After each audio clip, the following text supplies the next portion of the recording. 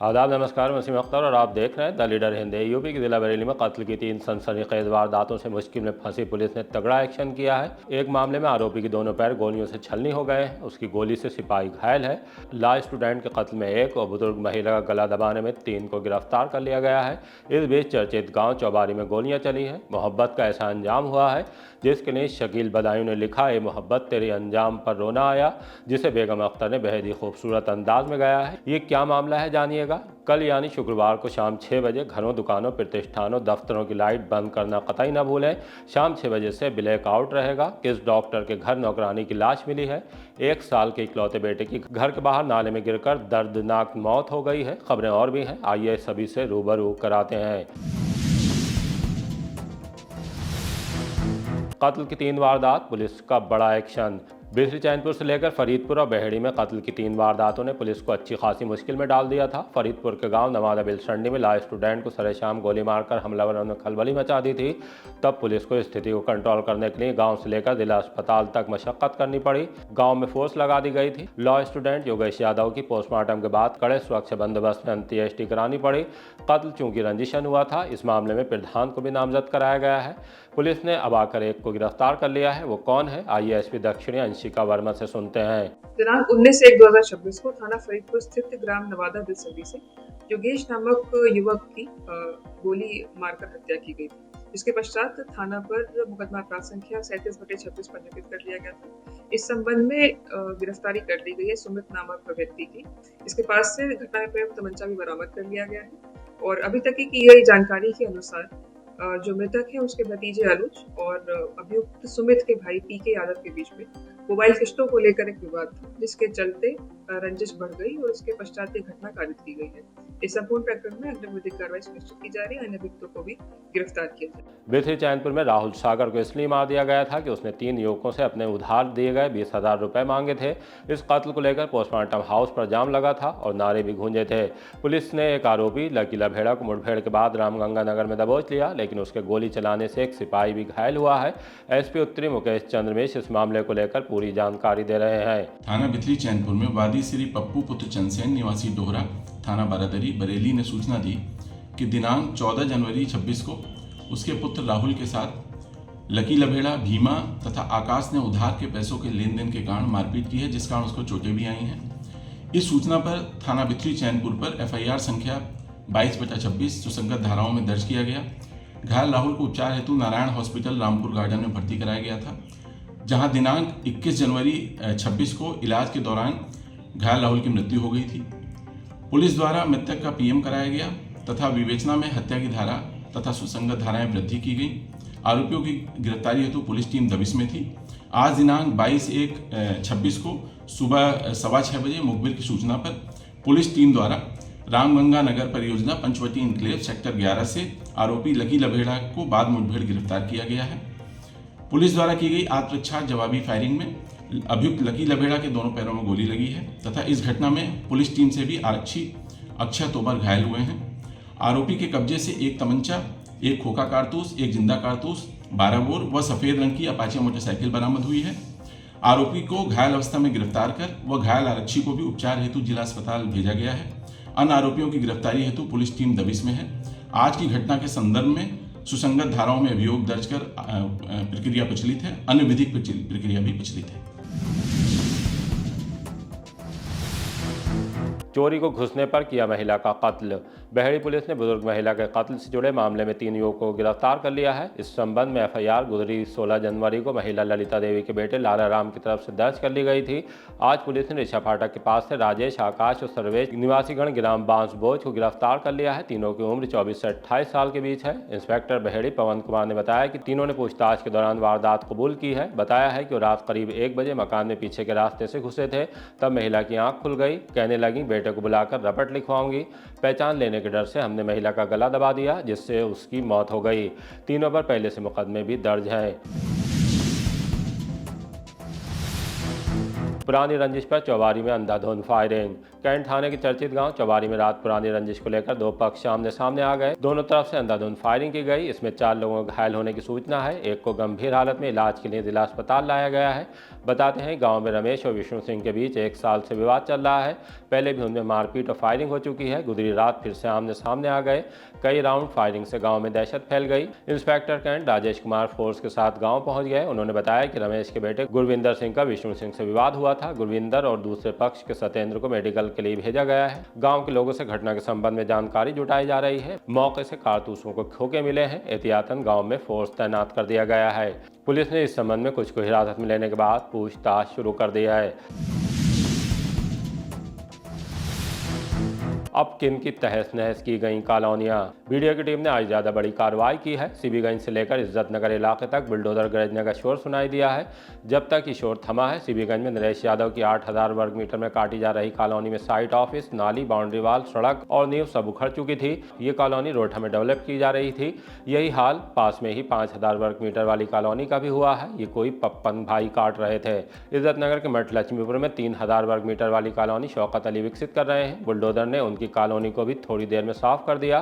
तोड़फोड़ अभियान की अगुवाई करने वाले बीडीए के विशेष कार्य अधिकारी अजीत कुमार सिंह ने बताया कि तीनों कॉलोनियों का लेआउट प्लान पास नहीं कराया गया था। कॉलोनियां अवैध रूप से विकसित हो रही थी। नगर योजना एवं विकास अधिनियम 1973 के तहत किसी भी तरह का निर्माण या प्लॉटिंग करने से पहले बरेली विकास प्राधिकरण से नक्शा स्वीकृत कराना अनिवार्य है। इसके बगैर निर्माण प्लॉटिंग अवैध है और उसे ध्वस्त कर दिया जाएगा। शुक्रवार को शाम 6 बजे से ब्लैकआउट। सिविल डिफेंस जन सुरक्षा को लेकर एक महत्वपूर्ण अभ्यास करने जा रहा है। इसका आयोजन हवाई हमले जैसी आपातकालीन परिस्थितियों में लोगों और महत्वपूर्ण प्रतिष्ठानों की सुरक्षा सुनिश्चित करने के लिए किया जा रहा है, जिसे ब्लैकआउट कहा जाता है। उससे पहले आज कलेक्ट्रेट में कोऑर्डिनेशन किया गया। इस दौरान कलेक्ट्रेट की तरफ आने वाले रास्ते भी बंद कर दिए गए थे। सिविल डिफेंस के डीसी राजेश कुमार मिश्रा ने बताया कि 23 जनवरी को शाम 6 बजे से 6:30 बजे तक कलेक्ट्रेट परिसर और उसके आसपास के इलाके में ब्लैकआउट एक्सरसाइज आयोजित की जाएगी। इस दौरान बिजली की सभी लाइटें बंद रखी जाएंगी। आपातकालीन बचाव प्रक्रियाओं का अभ्यास और प्रदर्शन होगा।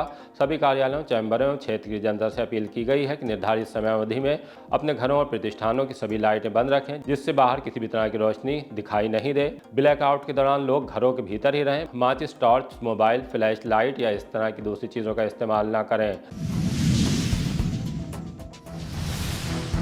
नाले में डूबने से 1.5 साल के बच्चे की दर्दनाक मौत। भोजीपुरा के गांव मोहम्मदपुर ठकुरान से बेहद दर्दनाक घटना सामने आई है। घर के बाहर खेल रहा 1.5 साल का एक बच्चा अचानक गुम हो गया। घर वाले उसे तलाशने लगे। घर के बाहर ही नाला बना दिया गया है। उसमें देखा तो बच्चा दिखाई दे गया। फौरन ही नाले से निकालकर बच्चे को डॉक्टर के पास ले गए। पता लगने पर कि मौत हो गई है। मां के साथ पिता और बाबा तक तड़प उठे।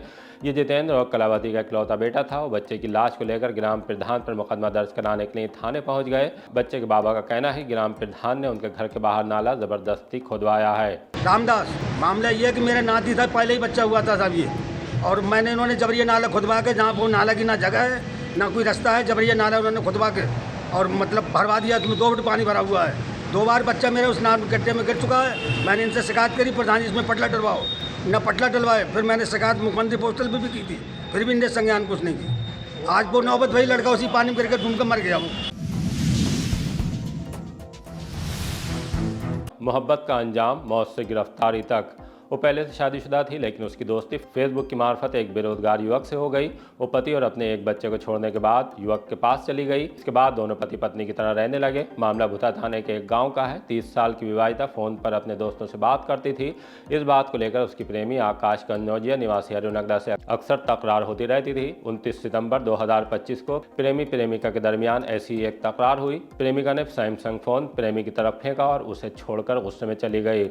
बाद में उसकी लाश उसके पैतृक गांव के पास अमृत सरोवर से मिली। तब उसकी मां ने बेटी के प्रेमी आकाश के साथ उसकी बहन और मां के खिलाफ भी हत्या का मुकदमा दर्ज करा दिया। पुलिस ने जब आकाश को गिरफ्तार किया तो तमाम चीजें साफ हो गईं। थाना बारादरी के इंस्पेक्टर क्राइम रविंद्र कुमार ने बताया कि आकाश की बहन और मां की नामजदगी सही नहीं पाए जाने पर दोनों के नाम निकाल दिए गए हैं। विवाहिता की प्रेमी आकाश को गिरफ्तार करने के बाद उसे कोर्ट में पेश किया गया, जहां से उसे जेल भेज दिया गया है। उस पर 3 मुकदमे पहले से भी दर्ज हैं। इसी के साथ बगैर सोचे समझे की जाने वाली मोहब्बत में बड़ा कदम उठाने का दर्दनाक अंजाम सामने आया। प्रेमिका दुनिया से चली गई, प्रेमी सलाखों के पीछे पहुंच गया है। जहूर अंसारी के घर मिली सीता की लाश। बिशारतगंज थाने के परा बहाउद्दीन नगर गांव में विवाहिता सीता की मौत हो गई। उसके पति जहूर अंसारी की सूचना पर पुलिस पहुंच गई। पुलिस ने विवाहिता के मायके वालों को फोन से जानकारी देने के बाद पति जहूर को हिरासत में ले लिया है। मामले की जांच की जा रही है। पुलिस के संज्ञान में आया है कि जहूर उर्फ नन्हे अंसारी पहली पत्नी को छोड़ चुका है। 2 साल पहले इटावा जेल में टंकी बनाने के लिए गया था। वहां जेल में बंद राजस्थान के भरतपुर में पुष्प वाटिका कॉलोनी में रहने वाली 38 साल की सीता से मुलाकात हुई। उसके 3 बच्चे हैं। साल भर पहले जेल से रिहा होने पर जहूर ने सीता से शादी कर ली। अब उसकी मौत पर सीओ आंवला नितेंद्र कुमार क्या जानकारी दे रहे हैं, सुनवाते हैं। 21/1/2026 को थाना विसारतगंज पर रात्रि में सूचना प्राप्त हुई कि थाना विसारतगंज अंतर्गत ग्राम परा बहाउद्दीनपुर में एक महिला द्वारा हत्या कर ली गई है। तत्काल थाना पुलिस मौके पर पहुंची। मैं फोरेंसिक टीम के साथ मौके पर पहुंचा। वैज्ञानिक साक्ष्य संकलन की इसमें कार्रवाई की गई। सबकी फोटोग्राफी और वीडियोग्राफी नियमानुसार कराई गई। जो मृतका है इनकी उम्र 40 वर्ष है। मूलतः राजस्थान की रहने वाली हैं। 1.5 वर्ष पूर्व गांव परा बहाउद्दीनपुर के जहूर हसन के साथ में इनकी शादी हुई थी। और मृतका के परिवारिक जन भी मौके पर आ गए। उनके द्वारा दी गई तहरीर के आधार पर मुकदमा अपराध संख्या 11/26 धारा 80 BNS तथा 3/4 DP act dowry prohibition act के अंतर्गत पंजीकृत किया गया है। इसमें एक व्यक्ति को पूछताछ हेतु हिरासत में लिया गया है। सबको पोस्टमार्टम के लिए भिजवा दिया गया है। इसमें साक्ष्य के आधार पर कठोरतम विधिक कार्रवाई सुनिश्चित की जाए। डॉक्टर के घर मिली नौकरानी की लाश। बारादरी थाने के राधेश्याम एनक्लेव में एक 23 साल की युवती की लाश मिली है। सूचना मिलने के बाद पुलिस डॉक्टर विक्रम के घर पहुंच गई। वो पत्नी मनील के साथ रहते हैं। युवती के बारे में जानकारी मिली है कि बदायूं के दातागंज की रहने वाली है। वो घर में घरेलू कामकाज करती थी। नाम निधि बताया गया है। जांच के लिए फील्ड यूनिट को भी बुला लिया गया।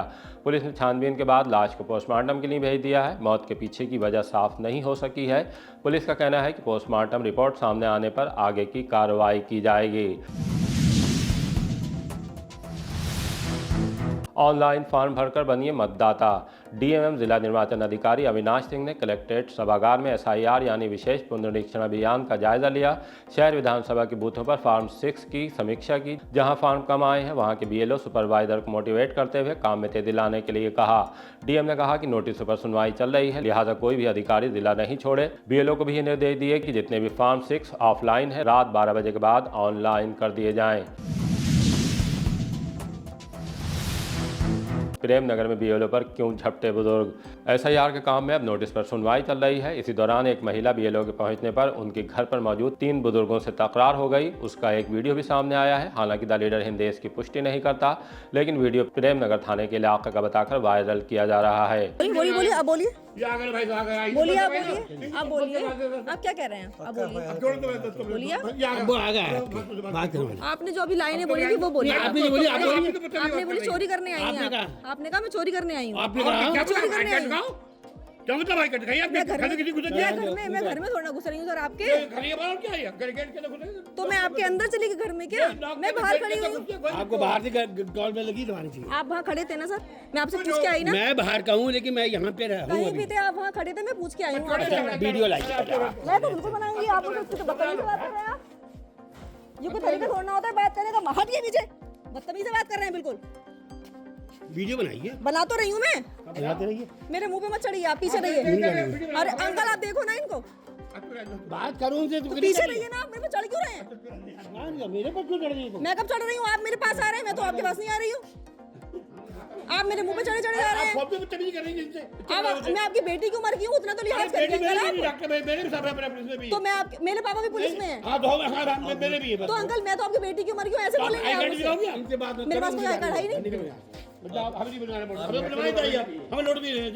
मतलब हद हो गई बिल्कुल अंकल आपकी। आप चले आइए। क्या दिक्कत? मैं जा तो रही हूँ, आप ले लीजिए। हमें कुछ बात करनी है, आप जाइए। ये अंकल बोलने की तमीज है आपकी? आप नहीं बात करनी है, जाइए। किस टोन में आप मुझसे बात कर रहे हैं? जैसे आप फोन पे बात करें ना, कैसे बात कर रही थी? अच्छा अंकल आपने मेरी शक्ल पहचान ली? शक्ल पहचान ली आपने? मैं आपके यहाँ SIR वाला फॉर्म देने आई थी ना? नहीं आई थी। आप यहाँ पे गार्डनिंग कर रहे थे, मैं देने आई थी। पटाखे छोड़ने वाली बुलेट पर कार्रवाई। सड़क सुरक्षा अभियान के तहत परिवहन विभाग ने सड़कों पर चेकिंग के दौरान नियमों के पालन पर जोर दिया, बताया, समझाया और कार्रवाई भी की है। नो पार्किंग में खड़े वाहनों के चालान कर दिए। बुलेट बाइक में मॉडिफाइड लाइसेंसर पकड़ने के बाद उन पर भी कार्रवाई कर दी गई है। बदायूं रोड पर सिटी पब्लिक स्कूल जाकर वहां शिक्षकों के साथ बच्चों से भी संवाद किया गया। शिक्षा के साथ सुरक्षा का ख्याल रखा जाना बेहद जरूरी है। ये तभी होगा जब यातायात नियम जानकर उनका पालन करेंगे, दूसरों से सकराने के लिए तत्पर रहेंगे। अभियान में एक स्कूल वाहन का संचालन रोक दिया गया है। फिर पकड़ी गई 20 लाख की अफीम। ANTF यूनिट और थाना सिरौली पुलिस की संयुक्त टीम ने अवैध अफीम की तस्करी में बिरेदाकार के साथ एक शख्स को गिरफ्तार किया है। तब जबकि नौगांवा से अलीगंज सिरौली रोड के रास्ते पर घेराबंदी की गई थी। कार से 4 किलोग्राम अफीम बरामद हुई है, जिसकी कीमत अंतर्राष्ट्रीय बाजार में 20 लाख रुपए की गई है। इस अफीम को झारखंड से मंगवाकर पंजाब में सप्लाई किया जाना था। पकड़े गए अभियुक्त का नाम अशोक है और वो नौगांवा थाना अलीगंज का रहने वाला है। पूछताछ में बताया कि वो मोहित गुप्ता के लिए काम करता है। NDPS एक्ट के तहत मुकदमा दर्ज कर उसे कोर्ट में पेश किया गया, जहां से उसे जेल भेज दिया गया है। मरम्मत को 4 घंटे बंद रहेगा रेलवे क्रॉसिंग। इज्जतनगर के देवरानिया बहेड़ी स्टेशनों के बीच रिछा रोड पर क्रॉसिंग संख्या 21 मशीन से ओवरहालिंग और ट्रैक की मरम्मत के लिए बंद रहेगा। वरिष्ठ मंडल वाणिज्य प्रबंधक संजीव शर्मा ने बताया कि 23 जनवरी को सुबह 9 बजे से दोपहर 1 बजे तक ट्रैफिक पूरी तरह बंद रहेगा। इस दौरान वैकल्पिक मार्ग वशुपुरा गांव की क्रॉसिंग संख्या 20C का इस्तेमाल किया जा सकता है। सड़क उपयोगकर्ताओं को असुविधा के लिए रेल प्रशासन ने खेद भी जताया है। जुए के फड़ों पर छापे और 5 गिरफ्तारियां। थाना बिशारतगंज पुलिस की 2 अलग टीमों ने मुखबिर की सूचना पर छापे मारे। इस दौरान निसाई गांव से सतीश सगीर खान, याकूब, धर्मवीर और रोहताश को 52 पत्तों और 3050 रुपए के साथ गिरफ्तार कर लिया। उनके खिलाफ 13G एक्ट में मुकदमा लिख लिया गया है। GRP ने असल मालिक को लौटा दी स्कूटी। जंक्शन पर एक लावारिस स्कूटी मिलने के बाद उसे GD में दर्ज कर लिया गया। इसके बाद असल मालिक की नंबर के आधार पर तलाश की गई। स्कूटी लाल फाटक के रहने वाले राजकरण गिरवाल की निकली। उन्हें फ़ोन किया गया तो उनके भाई मुरारी लाल GRP थाने पहुंचे। इंस्पेक्टर सुशील कुमार वर्मा ने बताया कि वैध पेपर दिखाने के बाद एक्टिवा स्कूटी उनके सुपुर्दगी में दे दी गई है। ऐसा ऑपरेशन क्लीन के तहत किया गया है।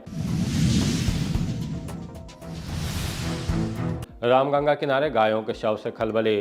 कैंट के इलाके में रामगंगा नदी के किनारे गायों के शव मिलने से खलबली मच गई।